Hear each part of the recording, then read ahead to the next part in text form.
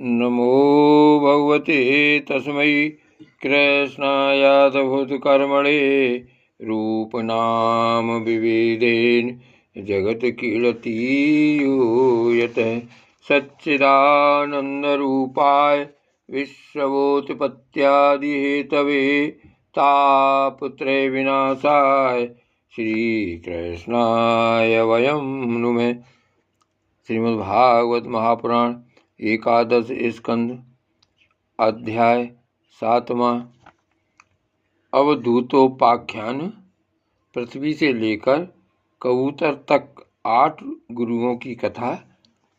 श्री दत्तात्रेय जी ने कहा, राजन, कबूतर से जो सीखा वह राजन, कहीं किसी के साथ अत्यंत स्नेह अथवा आसक्ति न करनी चाहिए, अन्यथा उसकी बुद्धि अपना स्वातंत्र खोकर दीन हो जाएगी और उसे कबूतर की तरह अत्यंत क्लेश उठाना पड़ेगा।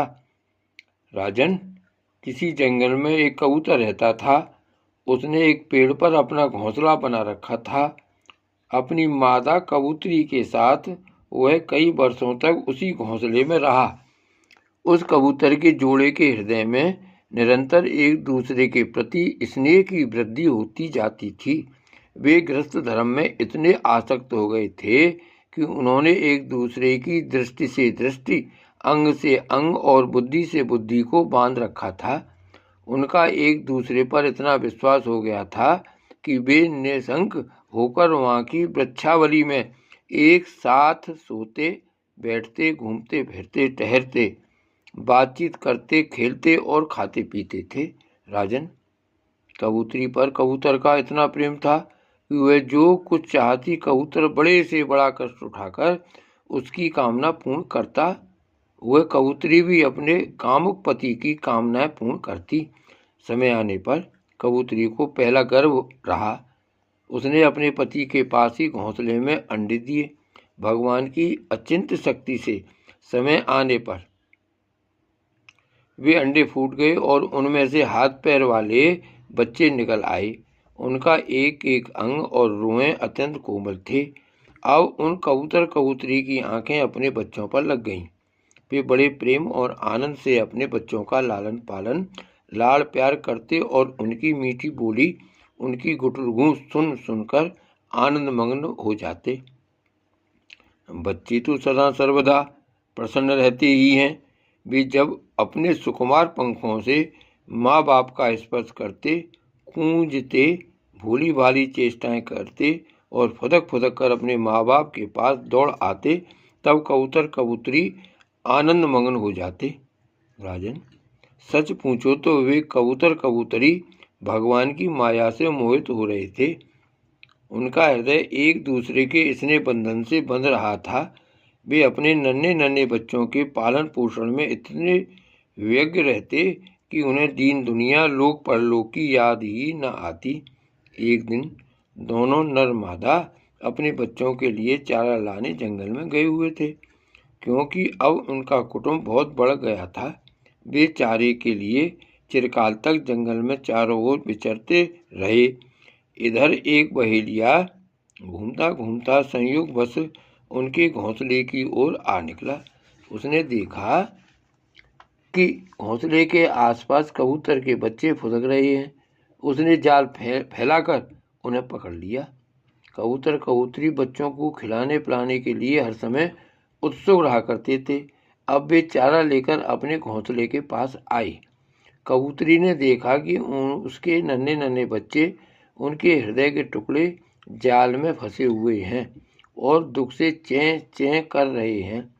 उन्हें ऐसी स्थिति में देखकर कबूतरी के दुख की सीमा न रही। वह रोती चिल्लाती उनके पास दौड़ गई। भगवान की माया से उसका चित्त अत्यंत दीन दुखी हो रहा था। वह उमड़ते हुए स्नेह की रस्सी से जकड़ी हुई थी। अपने बच्चों को जाल में फंसा देखकर उसे अपने शरीर की भी सुध बुध न रही और वह स्वयं ही जाकर जाल में फंस गई। जब कबूतर ने देखा कि मेरे प्राणों से भी प्यारे बच्चे जाल में फंस गए, और मेरी प्राण प्रिया पत्नी भी उसी दशा में पहुंच गई। तब वह अत्यंत दुखित होकर विलाप करने लगा। सचमुच उस समय उसकी दशा अत्यंत दयनीय थी। मैं अभागा हूँ, दुर्मित हूँ, हाय हाय, मेरा तो सत्यानाश हो गया। देखो देखो, न मुझे अभी तृप्ति हुई और न मेरी आशाएं पूरी हुई। तब तक मेरा धर्म, अर्थ और काम का मूल यह गृहस्थ आश्रम ही नष्ट हो गया। हाय, मेरी प्राण प्यारी मुझे ही अपना इष्ट देव समझती थी, मेरी एक एक बात मानती थी, मेरे इशारे पर नाचती थी, सब तरह से मेरे योग्य थी।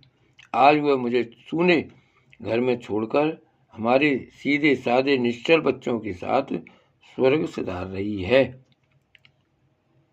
मेरे बच्चे मर गए, मेरी पत्नी जाती रही, मेरा अब संसार में क्या काम है। मुझ दीन का यह विदुर जीवन, बिना गृहिणी का जीवन, जलन का, वृथा का जीवन है। अब मैं इस सूने घर में किसके लिए जीऊं? राजन, कबूतर के बच्चे जाल में फंसकर तड़फड़ा रहे थे। स्पष्ट दिख रहा था कि वे मौत के पंजे में हैं, परंतु वह मूर्ख कबूतर यह सब देखते हुए भी इतना दीन हो रहा था कि स्वयं जानबूझकर जाल में कूद पड़ा। राजन, वह बहेलिया बड़ा क्रूर था। गृहस्थाश्रमी कबूतर कबूतरी और उनके बच्चों के मिल जाने से उसे बड़ी प्रसन्नता हुई। उसने समझा मेरा काम बन गया और वह उन्हें लेकर चलता बना। जो कुटुंबी है, विषयों और लोगों के संग साथ में ही जिसे सुख मिलता है एवं अपने कुटुंब के भरण पोषण में ही जो सारी सुध-बुध खो बैठा है, उसे कभी शांति नहीं मिल सकती। वह उसी कबूतर के समान अपने कुटुंब के साथ कष्ट पाता है। यह मनुष्य शरीर मुक्ति का खुला हुआ द्वार है। इसे पाकर भी जो कबूतर की तरह अपनी घर गृहस्थी में ही फंसा हुआ है, वह बहुत ऊंचे तक चढ़कर गिर रहा है। शास्त्र की भाषा में वह आरूढ़च्युत है। जय श्री कृष्ण।